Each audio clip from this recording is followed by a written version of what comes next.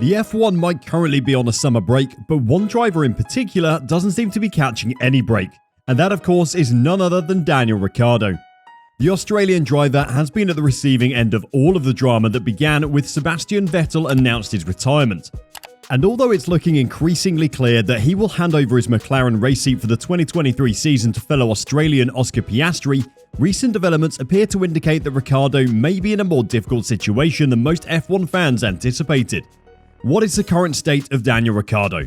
What are his alternatives? Is he guaranteed a Formula 1 seat for next season?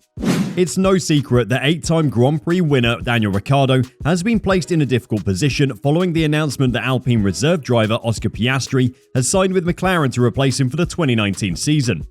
Ricciardo, who joined McLaren in 2021 after a disappointing 2-year stint with Renault, where he finished 9th in his first season and 5th in his second, winning no races and achieving only 2 podium finishes, has been a shadow of himself. More so, his plan to revive his career with McLaren hasn't gone anywhere to plan, as the British racing team has now decided to move on from him and replace him for the 2023 season. Speak about finding yourself in a really difficult situation. And given that the Australian is unlikely to be interested in joining McLaren's IndyCar team, his future at McLaren appears to be already set. Despite his situation, recent developments suggest that the Australian driver may be forced to retire from the sport he adores completely. Now, let's speak more about that. News reports coming from the British racing team suggest that McLaren's CEO, Zak Brown, is currently negotiating with Ricciardo to pay off the remainder of his $17 million per year contract, leaving the Australian to find other teams on the grid to join if he wants to continue as a Formula 1 driver next season. While the news we've been hearing is that 4 teams have already inquired about his services, most notably Alpine, who have also been subjected to all of the drama going on. It is also likely that Ricciardo will not be guaranteed a seat at the French racing team because he is not their only option. Earlier this year, it was reported that AlphaTauri's driver Pierre Gasly had a clause in his contract that would allow him to join a rival team. However, the clause requires that the team be placed higher in the standings than AlphaTauri. If the news of that clause is indeed true, then the only team ahead of AlphaTauri on the 2022 constructor standings that are actively looking for a driver for the 2023 season is none other than Alpine. So if Gasly decides to leave AlphaTauri, Daniel Ricciardo will face stiff competition, as Gasly is younger and also a talented driver. But let's imagine the Australian driver decides to play the long game of waiting for Mercedes, whose contracts for both drivers, George Russell and Lewis Hamilton, expire at the end of 2024. Ricciardo still wouldn't stand a chance. This is based on a recent interview with Lewis Hamilton. In the interview, Lewis Hamilton admitted that he is willing to extend his stay with Mercedes as he pursues his 8th championship, and that kills Ricciardo's chances of joining Mercedes. I'll be lying if I said I hadn't thought about extending. I'm still on the mission, I'm still loving driving, I'm still being challenged by it. So I don't feel like I have to give it up anytime soon. I am thinking about how I can improve this car, what steps we need to take to get this team winning again, what is the roadmap to claiming another world championship, Hamilton said. Toto Wolff, Mercedes team principal, once stated that he's a big fan of Ricciardo, but if Hamilton really decides to extend, it ultimately kills any hopes of Ricciardo joining the Silver Arrows. But until now, much has been said by the media about Ricciardo's position and future, but we've not exactly gotten to hear what the 33-year-old himself has to say ever since it was reported that Oscar Piastri would replace him. But that was up until now. During a recent interview, Ricciardo explained that the 2022 season is not as bad as many people made it out to be, because his less impressive performance does not tell the entire story. It's one of those ones where everyone has their things that go on, like away from the paper. Whether it's like in Miami qualifying where we had issues and had to push then the outlap, and then the tyres are too hot, so we were never going to get through Q3, Q2, whatever it was. So there's little things like that which, again, don't just happen to me. I'm sure every driver goes through the bad times in the year. But it's just a sport where, for sure, the paper talks, but it's not the full story sometimes, Ricciardo said. However, in his defense, he is not entirely to blame.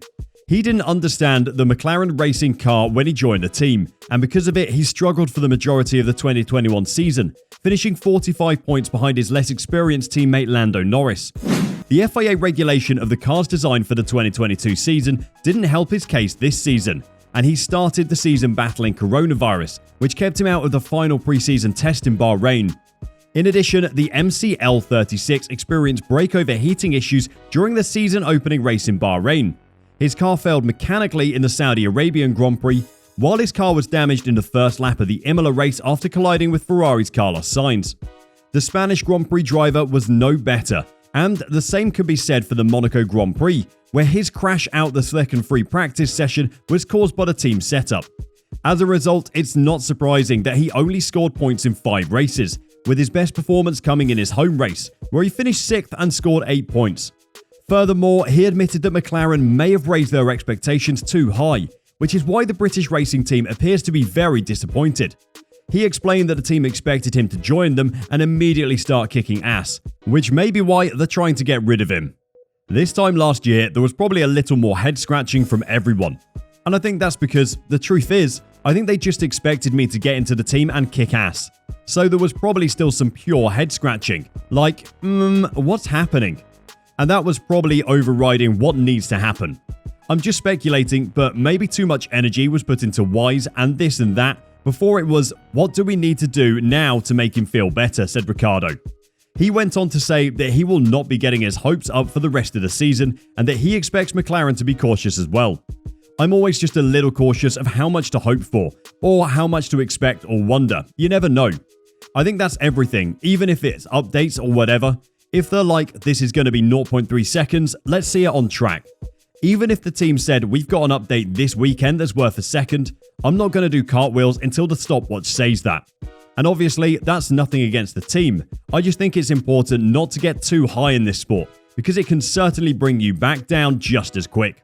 Regardless of his current situation, he stated that he has decided to focus on the positives, believing that he has performed better so far this season than in the first half of last season. It was exciting to have a rest, but then I also look back at the second half of last year, and although it still wasn't the best second half of a year I've ever had, it was a lot better than the first. I'd built up a little bit of momentum with that car, said Ricciardo.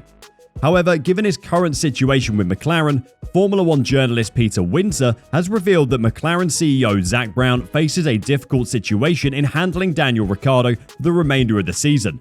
Given that, aside from the costly amount it would take to terminate the Australian driver's contract, he faces the uncomfortable situation of having Ricciardo for the remainder of the season, with the driver knowing he has no future with the team. What will take some time now is the deal that Zak Brown will make with Daniel, he continued. Daniel will be riding for him the rest of this year, so it will not be a comfortable situation for Zak.